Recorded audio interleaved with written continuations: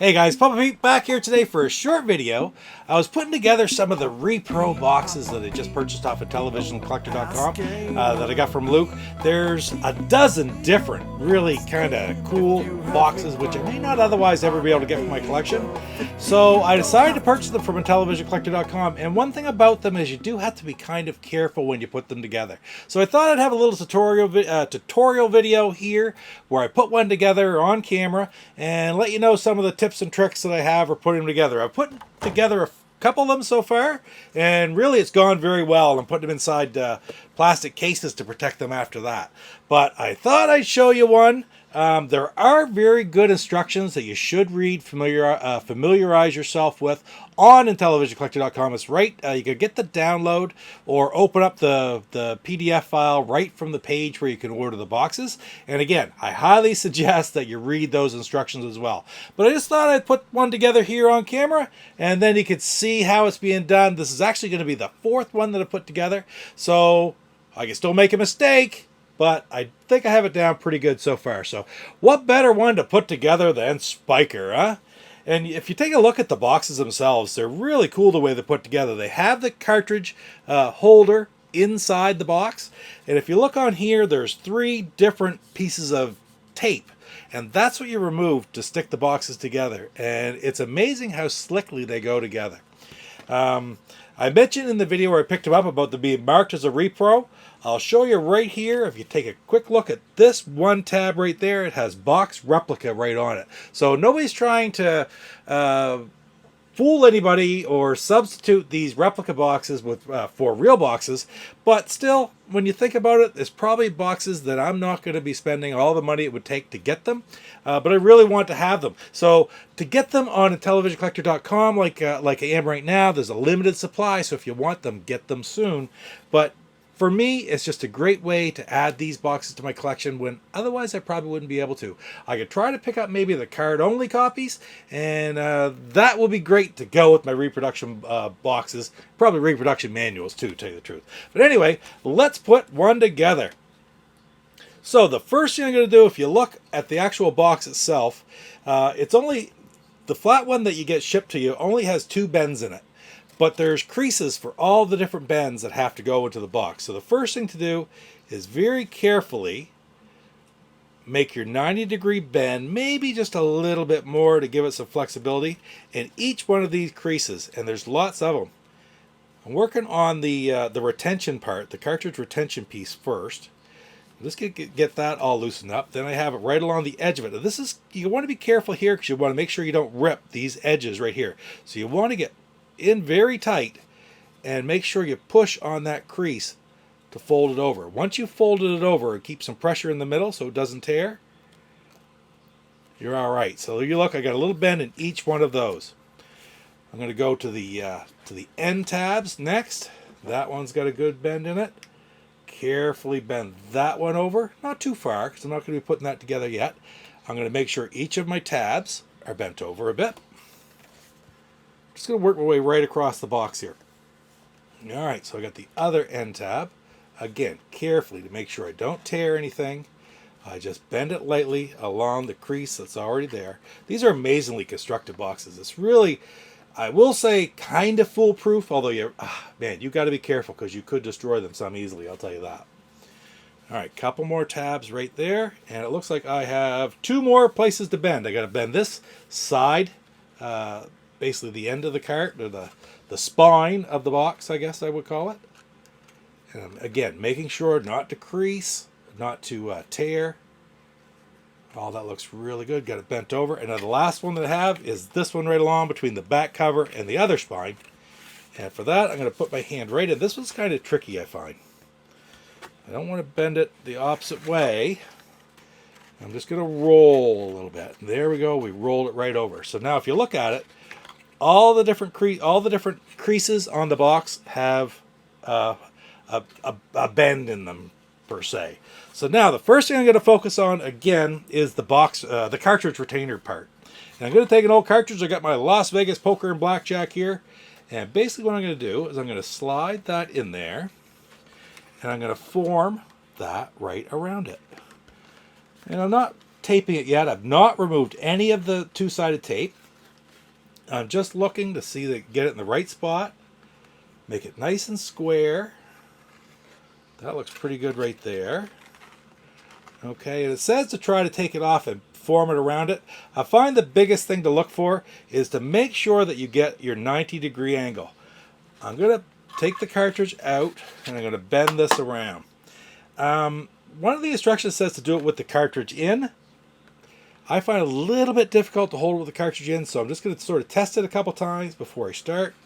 And the big problem is if you can take a look at this angle right here, don't get it in too much. Make sure when you stick it, that right here is a 90-degree angle, but also make sure it's 90-degree angle at the top and bottom as well, because I found that I got the top just right, but I got the bottom in a little bit. Didn't really hurt it any. It was okay, but again, it's just what you really should be careful of.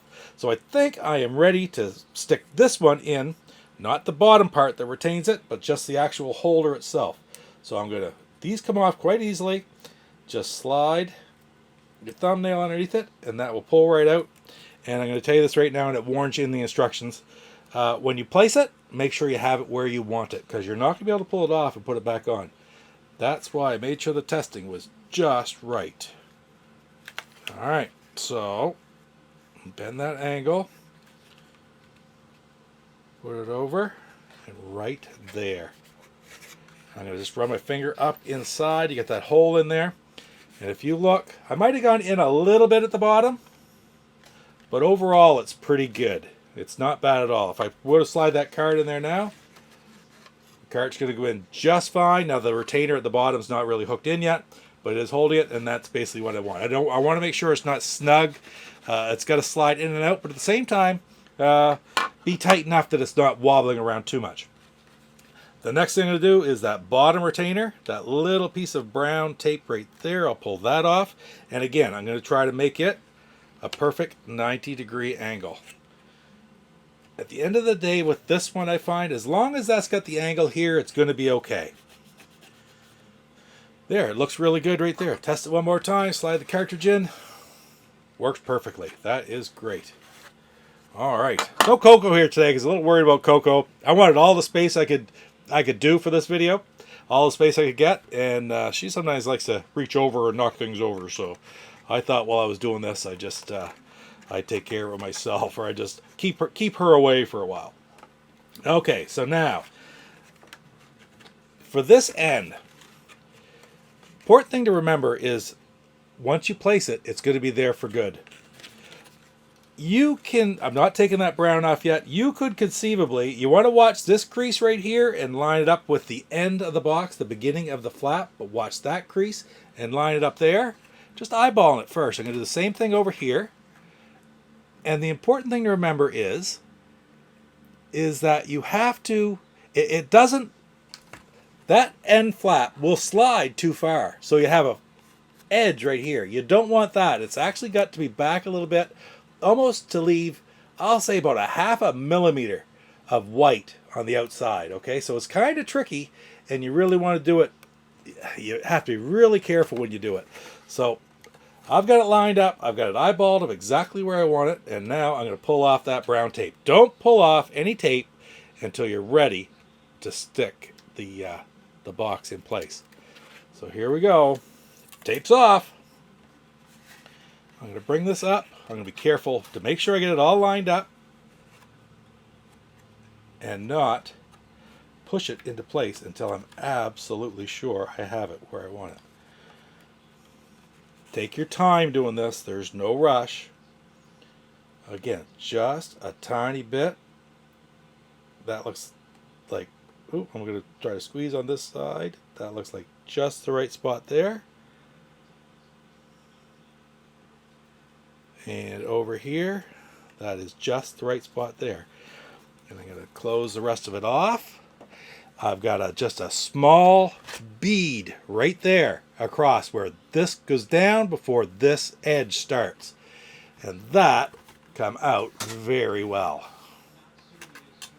All right, so next thing well, if you have the manual and the cartridge to put in it, Coco's coming back. We'll get Coco up here in a second. Tuck tabs in, and I'm going to close the bottom of the box. Again, I have it pre-bent, so it should just slide in there quite nicely. There's the bottom. And last but not least, there is the top. And that box is in perfect shape right there. Now I've got some of my protectors all ready to go here. So I'll slide that right down in. This is actually an Atari, for these ones it's an Atari 2600 size box protector. I was asked that the other day, which box protectors do I use for different Intellivision boxes? Well, when you have the original tall boxes, there's special ones. You can get those from Respawn and Replay for a great deal. I got a video out on that coming very soon. Respawnandreplay.com. And for these INTV boxes, or a lot of the homebrews, you can use just Atari 2600 boxes. They're the actual same size. So let's get that slid in. All right. And like I said, is it the same as having the original? Of course not, but it's the next best thing in my mind. And I'm telling you, I'll put the details of who made these boxes in the description down below, because I don't know right off the top of my head. But the workmanship that went into making these, the way they've got the creases in them, it's not foolproof, but man, it makes it a lot easier than it otherwise would be. I thought before of trying to make boxes on my own, and if these are available, no, this is the way to go 100% here. Look at that spiker box right there. It's absolutely beautiful. It is marked, it's marked as a box replica on one of the tabs, but overall, just so happy to be able to add these to my collection, because frankly, I probably otherwise wouldn't be able to. So, the learning fun too. I got Body Slam, and of course, I got Triple Challenge, because I've actually got a Triple Challenge cart. That's all I had, so you can hear my card inside there right now. Anyway, guys, Intellivisioncollector.com. Check out. There's still boxes available, but there's a very limited number. So please get them. If you want to get them soon. I know I had looked at them for a long time. It's amazing that these became available again, because they were unavailable for probably pushing close to 5 years. Right now, there's a small number. Grab them while you can. Anyway, guys, thanks for spending a little bit of time with me today, looking at something great like this for our Intellivision collection. Don't forget to like, comment, subscribe, and we'll see you next time. Take care. Papa Pete, the old ass gamer. Papa Pete, the old ass gamer. If you haven't grown up by the age of 50. Hey, it's your girl JLove81, and you're watching Papa Pete, the old guy gamer. What the hell?